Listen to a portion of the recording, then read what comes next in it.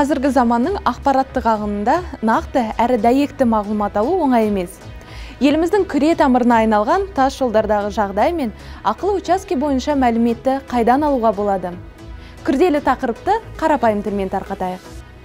Арқа мен Алатаудың арасындағы ұлан ғайыр қазақ даласын бір өңірінде бұрқасын, енді бір облысында күннің көзі күлімдеп тұру мүмкін.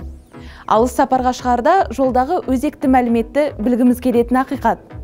Мәселен, кешелі бері соққан бұрқасын мен қалың қар еліміздің бір қатар облыстарындағы көлік қозғалысына кедергі тудырды. Қара алтынның ошағына айналған Қарағанды облысында, Саршұнақ аязымен тондыратын Сарыарқа елі, Қостанай мен солтүстікте, Ерке ертістің бойындағы Павлодар облысында көлік қозғалысына уақытша шектеу қойылған еді. Осы ақпаратты қайдан білуге болады?